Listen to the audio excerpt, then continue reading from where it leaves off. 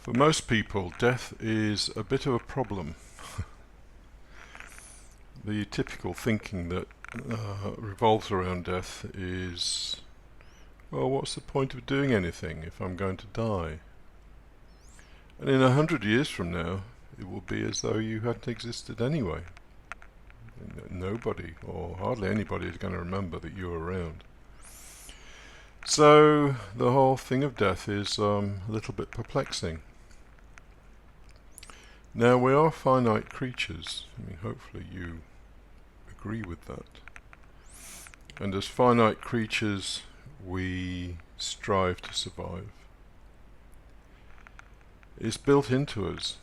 And in fact, death is only a problem when we're awake, when we're asleep at night. We don't think about anything. There are no worries, there are no concerns. So the whole death issue is a problem for our everyday waking consciousness, because our everyday waking consciousness is a survival program. It's absolutely tuned in to the survival of the body. And so we do all the things I've mentioned before: go to work, find a partner, find shelter, food, all the rest of it. Whatever's required to ensure the existence of the body. Now, because survival is programmed into our bodies, we didn't bring it about that we want to survive. It's in there. We're born with it. Of course, for animals, it's not so much of a problem because they seem to have no reflective consciousness, so they can't contemplate the fact that all their frantic activity will come to naught. As far as nature's concerned, it doesn't come to naught.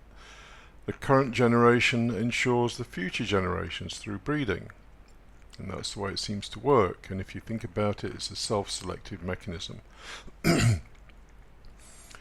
Those species that breed effectively survive well, obviously. It's just like a law of life. If you survive well and if you breed well, then you flourish, as humanity has done. So this survival programming is absolutely part of what we are, and we can't help that. And there's no point trying to pretend it isn't there. It is there. So we need some kind of reprogramming in our everyday waking consciousness. Because if all we're going to do is think about death, then that is a diminishing thought, and this podcast is heavily influenced by the thought of Spinoza, because in my opinion he's the only one that came with a solution to all of this. Although the solution does involve a certain kind of death, but I'll get onto that later. So we need to reprogram ourselves to some extent. If our mind and body are hell-bent on survival, and if anything that promotes that survival is experienced as a pleasure, then it doesn't make sense to think about death, which is the ultimate diminishing of power. It just doesn't make sense to do it. We have to accept that this is what we are. We are survival machines in our everyday life. To contemplate death is to load the survival machine with negative impressions. It doesn't mean that death isn't going to happen. It just means that our survival machine works in the way it works, and it doesn't make sense to diminish its power by contemplating death.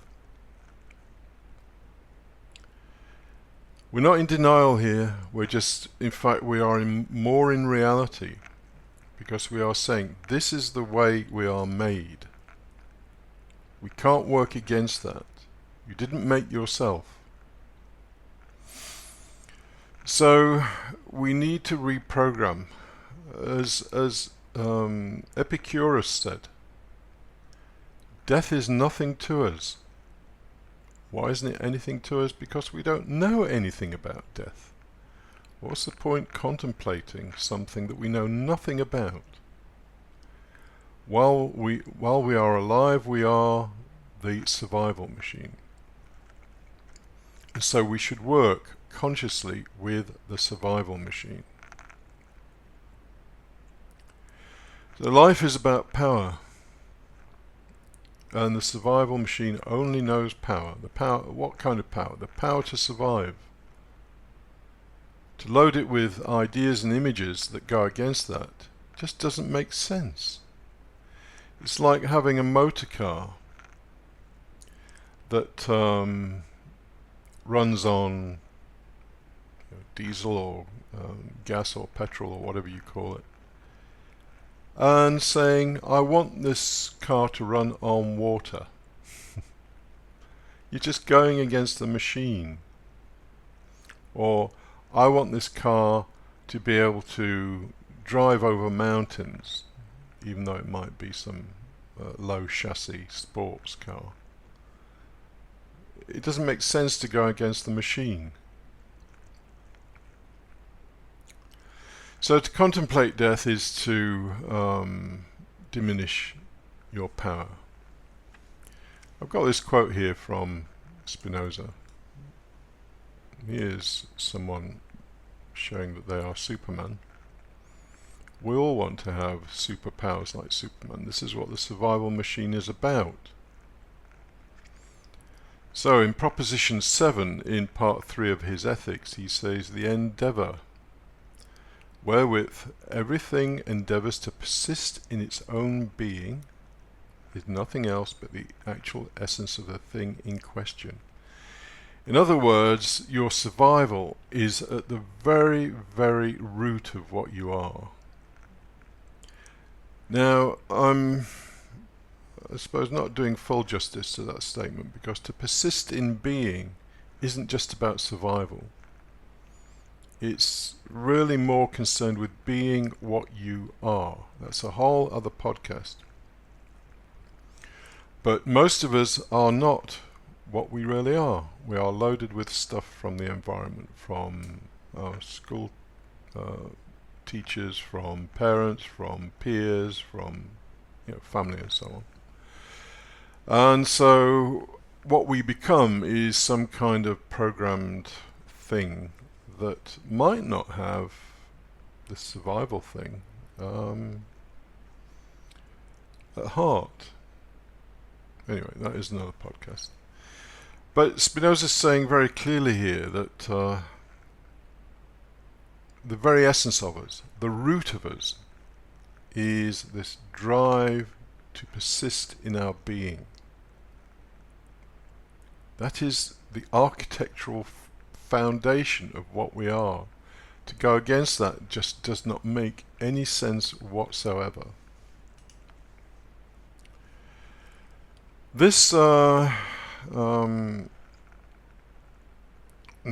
that we really shouldn't be contemplating death because we're survival machines.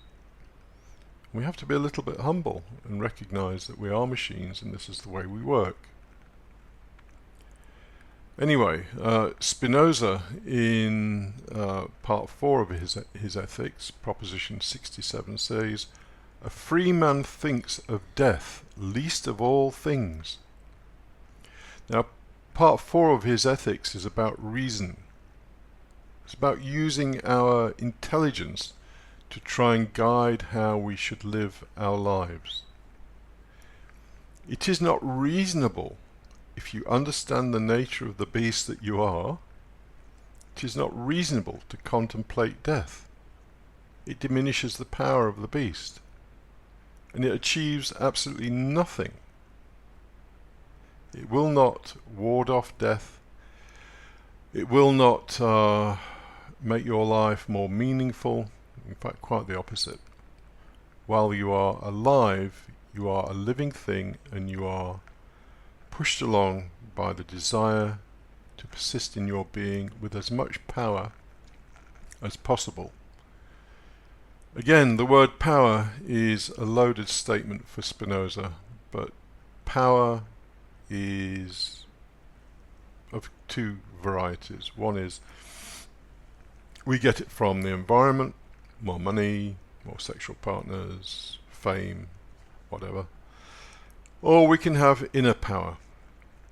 And what he's really talking about here is inner power. So the power to live our lives in a way that makes sense. And you need power to do that. You need power to tell yourself it's pointless thinking about death, because I'm actually a survival machine. So he says, a free man thinks of death least of all things, and his wisdom is a meditation not of death but of life. Well, of course it is. Thinking about life is thinking about more power. And I've said power has two aspects to it. We need both of those aspects in truth. You need at least enough power to get food and shelter for yourself. But internally you need power from understanding if you're going to live a happy and satisfying life. Stephen Hawking, who was a fan of Spinoza, along with Einstein of course, said, and remember this guy was in a wheelchair nearly all of his life, said, there is always something we can do. A wonderful statement. A statement that the beast that we are wants to hear, because the beast wants power. Now, there is another way to proceed in life, but it's a little bit unusual. And so here is another slide. And remember that Spinoza was not a religious man. When he used the word God, he was talking about existence. And I produce podcasts on existence. They're on the Patreon channel. And existence is a very, very unusual thing. We take it for granted.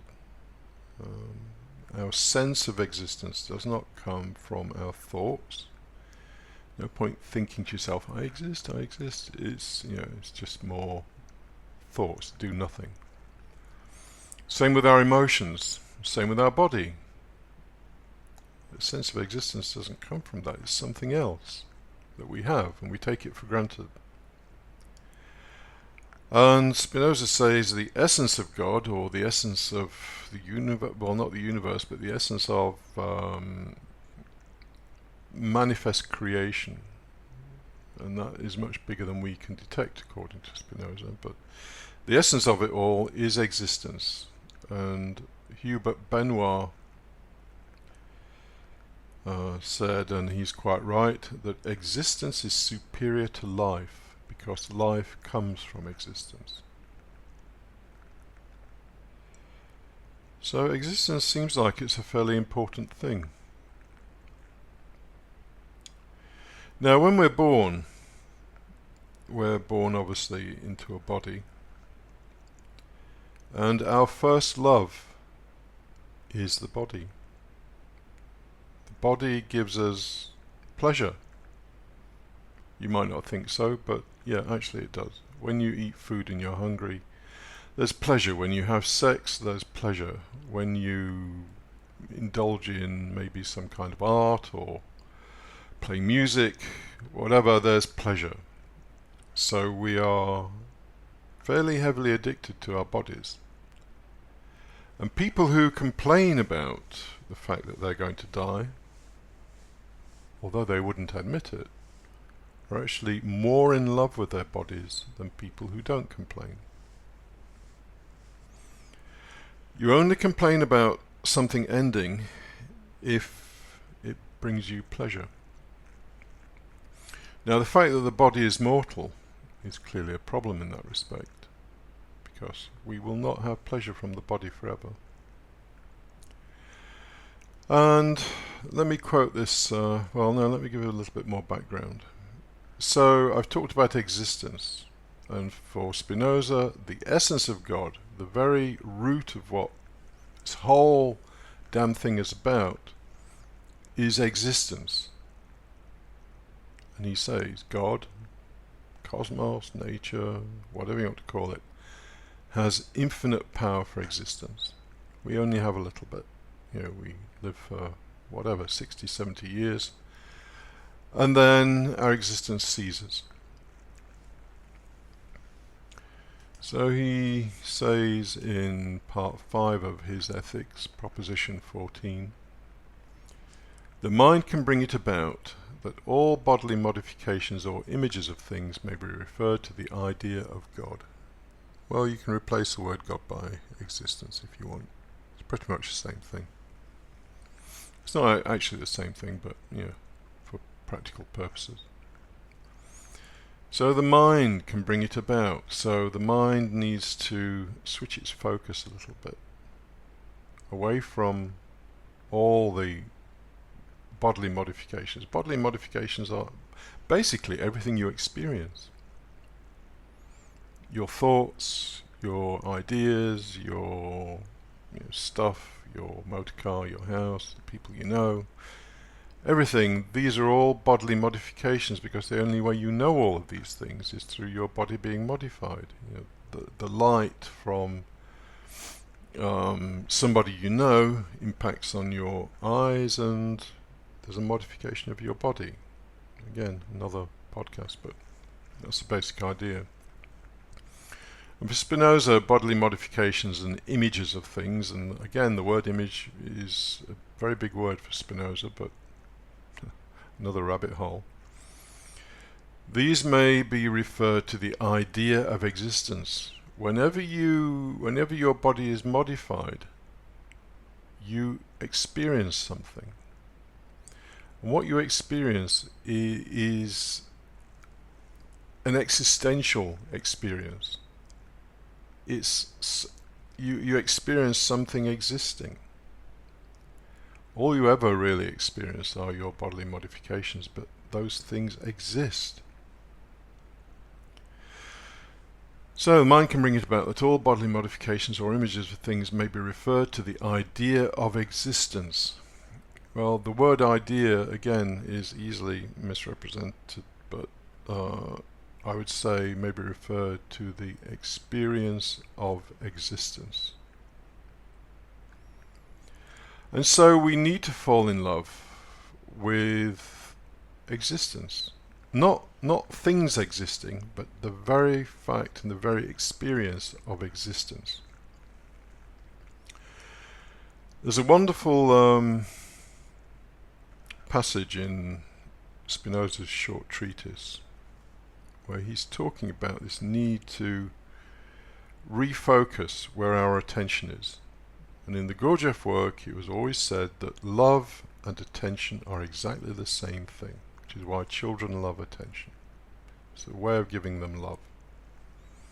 Love and attention are the same thing. The things that you give your attention to, you'll grow to love, because you'll derive pleasure from them.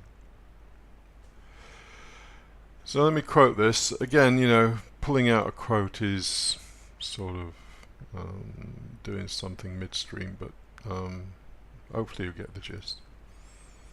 I do not say that we must know him. This is his reference to God or existence, whatever word you want to use.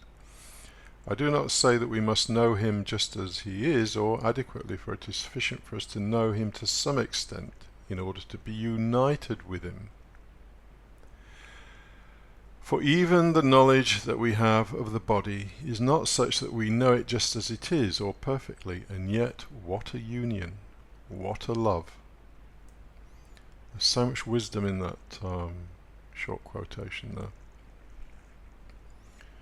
We are in love with our bodies, which is why we fear death, or why we dread death. And so it makes sense, A, not to keep telling the body that it's going to die, because it will diminish its power and make it unhappy. And secondly, we need to switch our attention whenever we can to our sense of existence. Various traditions call that various things: mindfulness, self-remembering, prayer, meditation, whatever you want. Although, those things that I've just mentioned there very often come without any understanding of why we would do that and what the outcome might be. The outcome is that if you give your attention to sense of existence, even for just a few minutes a day, eventually you'll start to develop an awareness of something other than just your body. Because normally it's just your body. You may be dressed up in all kinds of fancy clothes. Music, mathematics, sport, entertainment, passion, sex, food, whatever. It's all about the body and the body's experience. Existence is prior to all of that. So if you want to get to the root and to experience something a little bit different and start to have a sense of something outside of your obsession with your body, then you need to give your attention to existence. And again, on the Patreon channel there's material and exercises too that instruct on what to do in that respect. So to summarize this, it doesn't make sense to contemplate death. It just really doesn't make sense. And as Spinoza says, we have to be reasonable about what we are. A free man thinks of death, least of all things, and his wisdom is a meditation not of death but of life. What is a free man? A free man is a man who's largely free of the passions, of the emotions, and can act in a rational manner from his understanding. So we don't contemplate death all day. It's just a diminishing thing. It'll make you unhappy, or it'll make it unhappy. What you think is you really isn't you, because you're so heavily identified with your body. And then we need to start some kind of practice to place our attention on our sense of existence, because that is the root of everything. And in actual fact, if you want to summarize the whole of man's situation, it is that he is in love with his body, and his body is finite and mortal. It makes sense to be identified with something that is infinite and eternal. And that way, it would never go away. So, there you go, the problem of death.